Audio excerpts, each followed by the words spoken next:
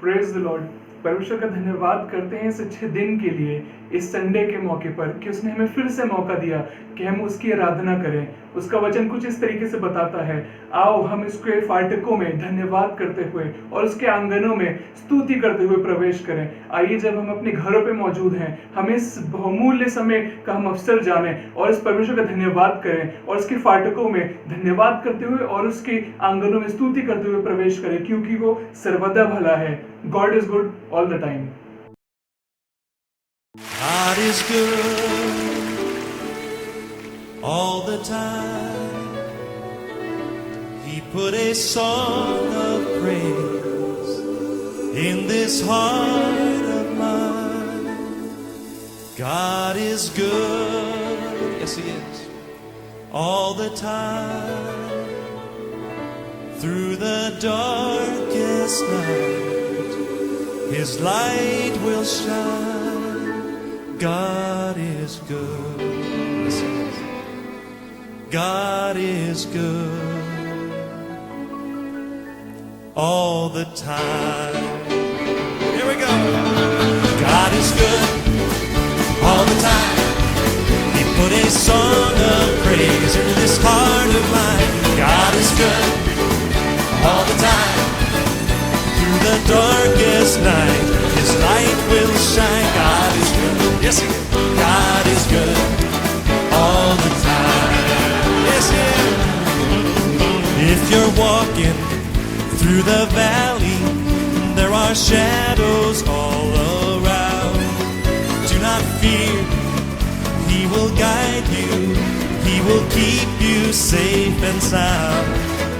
He has promised to never leave you or forsake you, and His word is true. God is good, come on, all the time.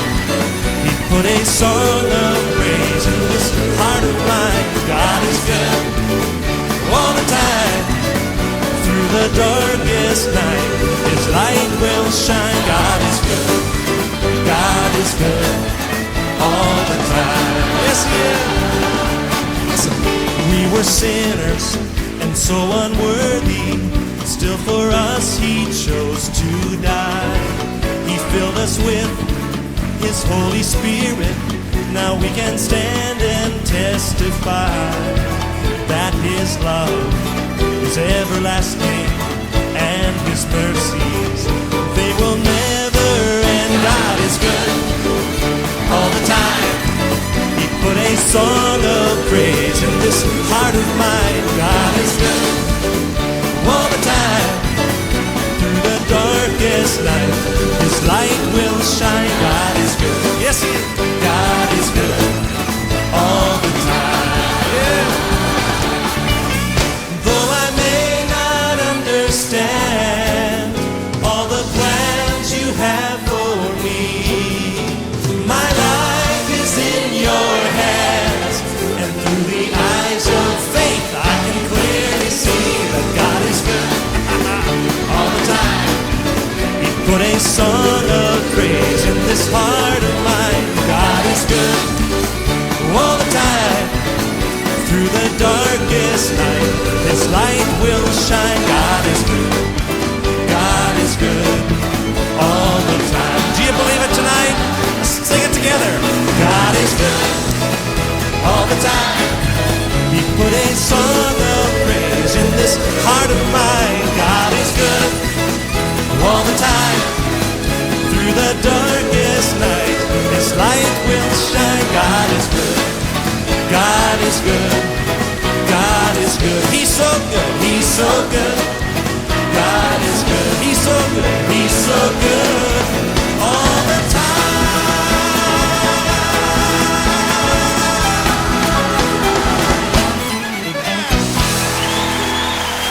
He's good. Hallelujah.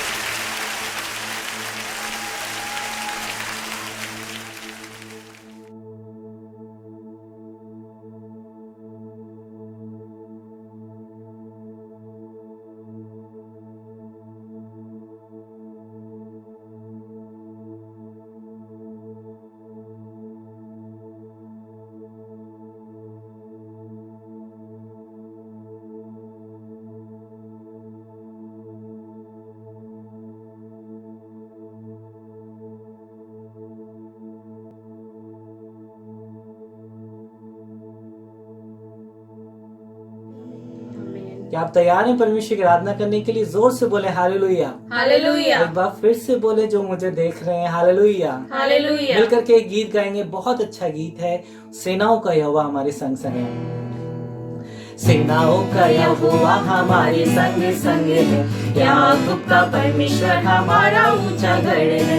सेनाओं का यहोवा हमारे संग संग है, याकूब का परमेश्वर हमारा। जिसने आकाश बनाया, जिसने आकाश बनाया, जिसने पृथ्वी बनाई, जिसने आकाश बनाया, जिसने पृथ्वी बनाई, वो सर्वशक्तिमान प्रभु है, वो यहोवा हमारे संग संग है। वो सर्वशक्तिमान प्रभु है, वो यहोवा हमारे। सेनाओं का यहोवा, सेनाओं का यहोवा हमारे संग संग है, याकूब का परमेश्वर हमारा ऊंचा गढ़ है। सेनाओं का यहोवा हमारे संग संग है, याकूब का परमेश्वर हमारा ऊंचा गढ़ है। बिन तेरे मैं कुछ भी नहीं, बिन तेरे मैं कुछ भी नहीं, यहोवा मुझे तेरी जरूरत है, यहोवा मुझे तेरी जरूरत है। बिन तेरे मैं कुछ भी नहीं, बिन तेरे मैं कुछ भी नहीं, यहोवा मुझे तेरी जरूरत है, यहोवा मुझे तेरी जरूरत है। समुंदर को जिसने तो भागा, जंगल से मार को निकाला, समुंदर को जिसने तो भागा, जंगल से मार को निकाला, वो सर्वशक्तिमान प्रभु है, वो यहोवा हमारे संग संग है। वो सर्वशक्तिमान प्रभु है, यहोवा मुझे तेरी जरूरत है, यहोवा मुझे तेरी जरूरत है। लाजर को जिसने जलाया, जक्कई को जिसने बचाया, लाजर को जिसने जलाया, जक्कई को जिसने बचाया, वो सर्वशक्तिमान प्रभु है, यहोवा मुझे तेरी जरूरत है, यहोवा मुझे तेरी जरूरत है। बिन तेरे मैं कुछ भी नहीं, बिन तेरे मैं कुछ भी नहीं, यहोवा मुझे तेरी जरूरत है, यहोवा मुझे तेरी जरूरत है। सेनाओं का यहोवा हमारे संग संग है, याकूब का परमेश्वर हमारा ऊंचा गढ़ है। सेनाओं का यहोवा हमारे संग संग है, याकूब का परमेश्वर हमारा ऊंचा गढ़ है। जिसने आकाश बनाया, जिसने पृथ्वी बनाई, जिसने आकाश बनाया, जिसने पृथ्वी बनाई, वो सर्वशक्तिमान प्रभु है, यहोवा मुझे तेरी जरूरत है, यहोवा मुझे तेरी जरूरत है। बिन तेरे मैं कुछ भी नहीं, अरे बिन तेरे मैं कुछ भी नहीं, यहोवा मुझे तेरी जरूरत है, यहोवा मुझे तेरी जरूरत है, यहोवा मुझे तेरी जरूरत है, यहोवा मुझे तेरी जरूरत है। परमेश्वर, हमें तेरी जरूरत है, क्योंकि बिन तेरे मैं कुछ भी नहीं। हम दिल की गहराई से नहीं कहने के लिए, बिन तेरे मैं कुछ भी नहीं, बिन तेरे मैं कुछ भी नहीं। यहोवा मुझे तेरी जरूरत है, यहोवा मुझे तेरी जरूरत है। हाँ परमेश्वर, हम इस बात को मुंह से बोलकर इकरार करते हैं कि परमेश्वर तेरे बिन कुछ भी नहीं है, और हमें सच्चे दिल से तेरी जरूरत है परमेश्वर। और प्रभु जी चाहते हैं कि तू हमारे जिंदगियों में रहे, हमारे घरों में रहे परमेश्वर, ताकि तेरी आराधना कर सकें प्रभु जी। इस समय में परमेश्वर उस वचन को तेरे हाथ में सौंपते हैं प्रभु जी, जो हमारे लिए दिया जा रहा है। प्रभु जी चाहते हैं हमारे वक्ता को प्रभु जी अपने हाथों में लें, और प्रभु जी उस वचन को प्रभु जी जो हमारे लिए दिया जाता है प्रभु जी होने दे कि 100 गुना फल लाने वाला हो सके प्रभु जी। प्रभु जी एक बार फिर से हम लोगों के लिए प्रार्थना करते हैं प्रभु जी, जो इस वीडियो को देख रहे हैं परमेश्वर, इस वीडियो को देखने के द्वारा प्रभु जी उनके घरों में प्रभु जी आशीष और बरकत आने पाए प्रभु जी, और तेरा उद्धार तेरे लोगों के घरों में जाने पाए प्रभु जी। एक बार प्रभु जी हर एक को तेरे हाथ में सौंपते हैं परमेश्वर, इस बात को बोलते हैं बिन तेरे में कुछ भी नहीं परमेश्वर, तू हमें समान। ये प्रार्थना को प्रभु यीशु मसीह के नाम से मांगते हैं, आमीन। Praise the Lord. प्रभु यीशु मसीह का धन्यवाद करता हूँ आज के दिन के लिए, आज के पवित्र और मुबारक दिन के लिए कि हम सब आज उस परमेश्वर की कर पा रहे हैं। आज भले ही हम लोग चर्च बिल्डिंग के अंदर नहीं है, लेकिन चर्च बिल्डिंग हमारे घरों के अंदर मौजूद है, और हम अपनी टीवी स्क्रीन के सामने बैठे हैं। इस बात से वो परमेश्वर बहुत खुश है। प्रभु का धन्यवाद करता हूँ इस सारी बातों के लिए, इन सारी परिस्थितियों के लिए मैं उस परमेश्वर का धन्यवाद करता हूँ। हालांकि आपको बहुत मिस करता हूँ जब आपको अपने सामने नहीं देख पाता हूँ, लेकिन जब आपसे फ़ोन से बात होती है, आपकी वॉइस क्वालिटी कान के अंदर सुनाई देती है, और आपकी वॉइस क्वालिटी से इस बात का पता चलता है कि परमेश्वर का आनंद आपके अंदर है, आपके घरों के अंदर है, और आप आनंदित हैं। परमेश्वर के वचन से एक आशीष की बात आज की सुबह मैं आपसे बांटना चाहता हूँ। आज बहुत से लोग बहुत सी प्रार्थनाएं कर रहे हैं, अपने अपने परमेश्वरों से प्रार्थनाएं कर रहे हैं, लेकिन बताना चाहता हूँ आज एक प्रार्थना उस प्रभु के दास की जिसका नाम था दाऊद, जिसको परमेश्वर ने चरवाहे से एक राजा बना दिया था। उसने भी एक प्रार्थना करी जो आपको मिलेगी भजन संहिता की किताब उसकी 119 अध्याय और उसकी 66वीं आयत में, 66 वर्ष में। वह इस प्रकार से लिखा है, वो कहने लगा, प्रभु मुझे भली विवेक शक्ति और ज्ञान दे, क्योंकि मैंने आपकी आज्ञाओं पर विश्वास किया है। मैं दुखित था और मैं भटकता था, क्योंकि मैं तेरे वचन को नहीं जानता था, लेकिन अब मैं तेरे वचन को जानता हूँ, और इसलिए कहता हूँ कि तू भला है और भला करता भी है। हालेलुया।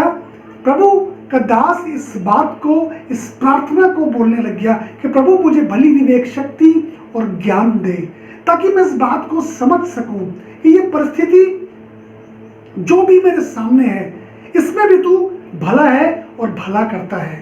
बताना मांगता हूं आज इसी परिस्थिति के अंदर मैं और आप और तमाम संसार है। कैसे पता चले, हम किन बातों की ओर ध्यान दें, लेकिन बताना मांगता हूं उस प्रार्थना को। बहुत से लोग तो बहुत सी चीज़ों की डिमांड कर रहे हैं, मांग रहे हैं, लेकिन मैं और आप क्या मांगे? उसने कहा मांगो तो तुम्हें दिया जाएगा। क्या मांगे अपने लिए? अपना फ्यूचर? नहीं, मुझे भली विवेक शक्ति और ज्ञान, कि मैं इस बात को कह सकूं कि परमेश्वर तू भला है और भलाई करता है। मैं दुखित था क्योंकि मैं तेरे वचन को नहीं जानता था, मैं भटकता था उस समय, लेकिन आज तेरे वचन को मैं जानता हूं। कैसे पता चलेगा? किस परिस्थिति में भी कोई भलाई छिपी है? जी बताना मांगता हूं। लोगों के पास दिखे भले ही ना, लेकिन आपके लिए एक भलाई छिपी है, क्योंकि आपने उसकी आज्ञाओं के ऊपर विश्वास किया है। आपने उस यीशु मसीह को अपना उद्धारकर्ता करके ग्रहण किया है। आज आपको दिखे या ना दिखे, लेकिन बताना मांगता हूं भविष्यवाणी के रूप में एक बड़ी भलाई जो आज तक आपने नहीं देखी वो आने वाली है। वो आपको दिखेगी, आपको लगेगा कि नहीं नहीं, ये तो हानि की नहीं थी, ये तो मेरे भले के लिए थी। बताऊं, इसलिए प्रभु अपने वचन के अंदर कहने लगा यिर्मयाह 29:11 में कि जो कल्पनाएं मैं तुम्हारे विषय रचता हूं उन्हें मैं जानता हूं। हम जाने या ना जाने, आप जाने या ना जाने, इससे फर्क नहीं पड़ता, लेकिन जिसने कल्पना की है, जिसने इस पृथ्वी के ऊपर भेजा है, जिसने चुनकर अपने नजदीक बुला लिया है और जिसने इस बात को जाना है कि ये मेरा प्रियजन है, इससे मैं प्यार करता हूं, वो इस कल्पना को जानता है कि वे हानि की नहीं परंतु लाभ की है। हमको नहीं दिखती, कोई फर्क नहीं पड़ता, बस विश्वास करके रखिए और इस बात को कहना शुरू कीजिए, प्रभु तू भला है और सर्वदा भला ही करता है। वो भलाई दिखने लग जाएगी। ऐसा ही एक समय था, प्रभु के 3 दास जिनका नाम था शद्रक, मेशक और अबेदनगो, वो प्रभु को प्यार करते थे, प्रभु पर विश्वास करते थे, उसकी आज्ञाओं पर विश्वास करते थे और उनको ऐसा हुआ, उनके लिए एक बड़ा आग का भट्टा धधकाया गया, क्योंकि राजा की बनाई हुई मूरत के सामने झुकने से इनकार कर दिया गया था और उन्होंने कह दिया था, राजा हम तेरी बनाई हुई मूरत के सामने नहीं झुकेंगे, हमारा परमेश्वर हमें इस आग के भट्टे से बचाने की कुव्वत तो रखता है, अगर ना भी बचाए तब भी हम तो अपने यहोवा ही की उपासना करेंगे। बताऊं, एक धधकता भट्टा उनके लिए उस राजा ने तैयार करवाया, जो आपको मिलेगा डैनियल नबी की किताब उसका 3रा अध्याय और उसकी 20वीं आयत में। वो लिखा है, फिर अपनी सेना में से कई एक बलवान पुरुषों को उसने आज्ञा दी। बताऊं, बहुत सी बलवान चीजें चाहिए मुझे और आपको कैद करके रखने के लिए। उसने बलवान पुरुषों को आज्ञा दी कि शद्रक, मेशक और अबेदनगो को बांधकर उन्हें धड़कते हुए भट्टे के अंदर डाल दो। तब वे पुरुष अपने मोजों, अंगरखों, बागों और अन्य वस्त्रों से बांधकर उस धधकते भट्टे के अंदर डाल दिए गए। और बाइबल आगे बताती है कि वो भट्टा तो राजा की आज्ञा से बहुत ज्यादा धधकाया गया था, 7 गुना धधकाया गया था। और उसके आगे जब पढ़ेंगे वह लिखा है, जिन बलवान पुरुषों ने उनको डाला था उसकी आग की आंच से वे जल मरे। लेकिन उन तीनों पुरुषों का, उन तीनों प्रभु के दासों का जिन्होंने परमेश्वर की आज्ञाओं पर विश्वास किया था, बाल बांका भी नहीं हुआ। जब आगे पढ़ेंगे तो वहां लिखा है कि उनके मोजों में से जलने की गंध भी नहीं आई। सोच के देखिए कैसे, अरे मोजा तो थोड़ी सी आग के सामने पिघल जाता है, लेकिन कैसे नहीं आई? क्यों? क्योंकि कोई था जो उनको बचा रहा था। आज भी एक बहुत बड़ी आग लगी हुई है। ऐसा नहीं था कि वो 7 गुना आग से पहले उन दासों को और आगों का सामना नहीं करना पड़ा होगा। बहुत सी आग उनके सामने भी आई होगी। जब वो बंधुआई में उठाए गए थे, आग थी। बहुत सी आग आपके सामने भी आज से पहले आई होगी। बहुत सी तकलीफें, बहुत सी परेशानी आई होंगी, लेकिन हर तकलीफ से और उस परेशानी से निकाल के परमेश्वर ने आपको खड़ा किया है। बताऊं, आग का भट्टा 7 गुना ज्यादा धधका दिया गया था। आज भी 7 गुना ज्यादा। आज जितनी बड़ी आग इस दुनिया के अंदर लगी है, शायद इससे पहले मैंने तो कभी नहीं सुना, ना अपने माता पिता से, ना अपने दादा दादी से, या उनसे भी, कि इससे बड़ी आग कभी इस दुनिया के ऊपर लगी हो। बताऊं, 7 गुना भट्टा, आज जैसी ही परिस्थिति थी।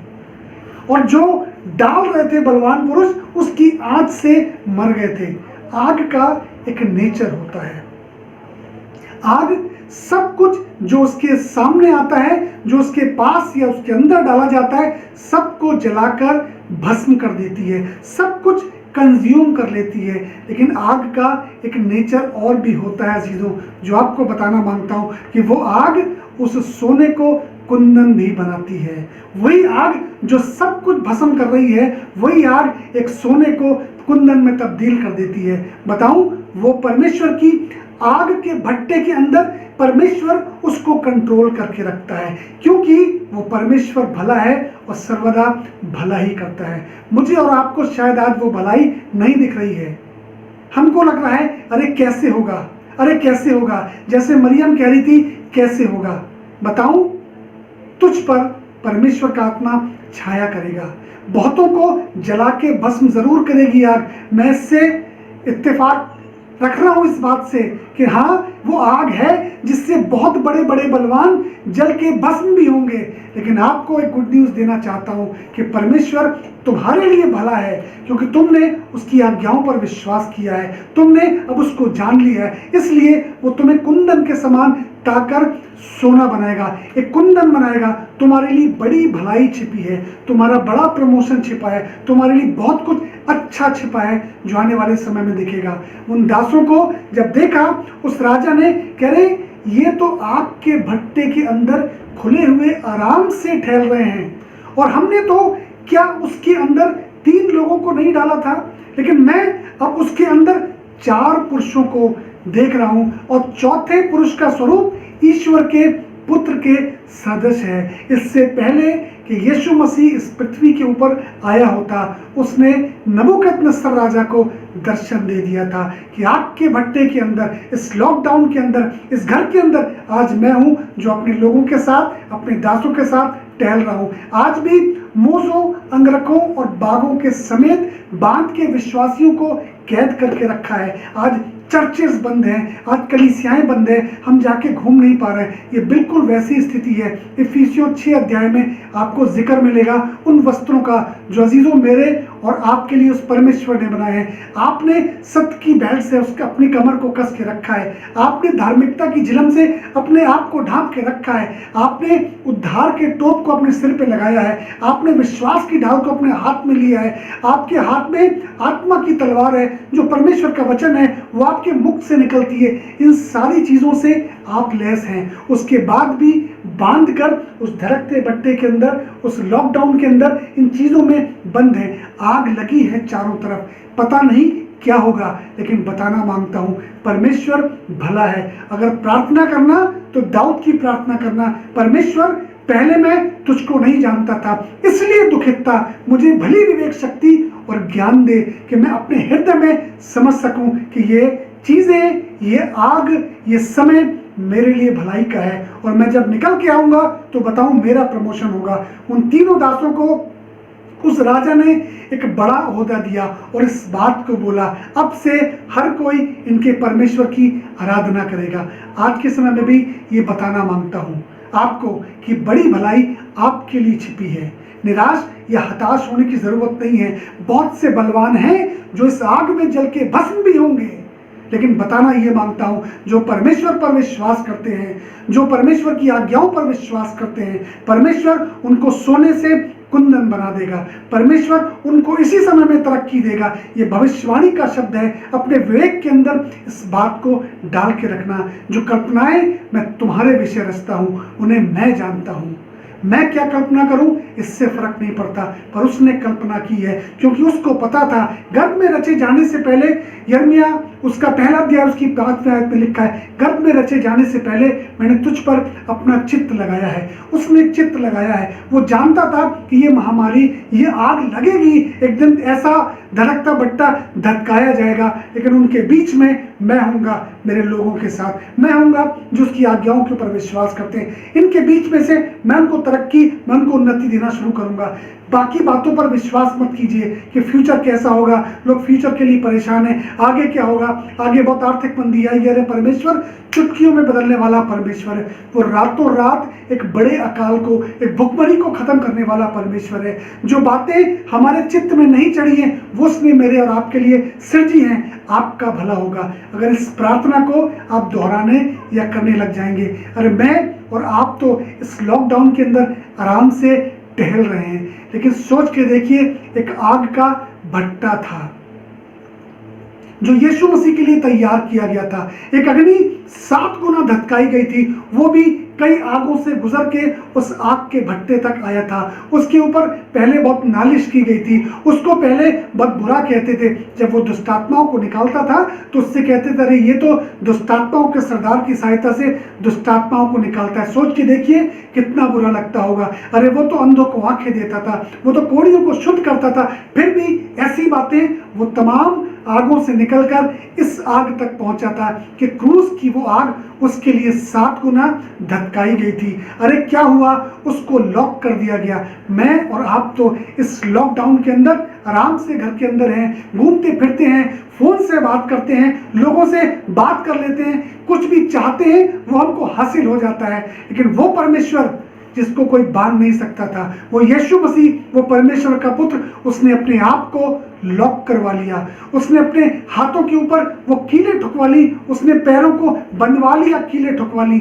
अरे उसने अपने आप को लॉक करवा लिया ताकि मैं और आप आजाद किए जाएं। इस लॉकडाउन के अंदर भी आजादी के साथ टहलें। और बताओ हुआ क्या, जब वो लॉकडाउन खत्म हुआ, जब यीशु मसीह की मृत्यु हो गई, बताऊं जब वो लॉकडाउन खत्म हुआ तो क्या हुआ, परमेश्वर ने अपने मृत्युंजय की सामर्थ के द्वारा उसको जिला दिया, उसको खड़ा कर दिया। और इफिसियों 2 अध्याय में लिखा है, और उसको वो नाम दिया जो सब नामों में श्रेष्ठ है। इससे पहले कि उन दासों का, उन शद्रक, मेशक और अबेदनगो का प्रमोशन होता, उससे पहले एक आग उनके लिए तैयार की थी।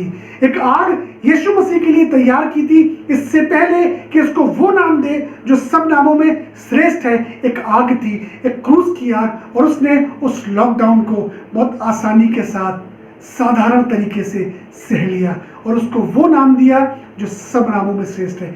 आज भी एक आग धधकी है, आज भी वो आग है। इस लॉकडाउन के बाद बताऊं, जब ये खुलेगा आपका भला होगा, क्योंकि ये परमेश्वर का वचन कहता है। मैं किसी बात पर विश्वास करूं या ना करूं, परंतु परमेश्वर के वचन पर विश्वास करूं। और जिसने उसकी आज्ञाओं को अपने हृदय के अंदर रखा है, बताऊं, वो सदैव आनंदित रहता है, उसका सर्वदा भला होता है। कोई परिस्थिति उसके भले को रोक नहीं सकती है। वो हमेशा उत्तेजित रहेगा, आनंदित रहेगा, परमेश्वर की आशा में मगन रहेगा। इसलिए तो इफिसियों 4 उसकी 4 अध्याय में पौलुस इस बात को कहने लगा, प्रभु में सदा आनंदित रहो। मैं फिर कहता हूं, आनंदित रहो सदा। ऐसा नहीं है कि घर के अंदर आज तकलीफ है तो आनंद ना मना, नहीं। परमेश्वर का आनंद हमारी ताकत है।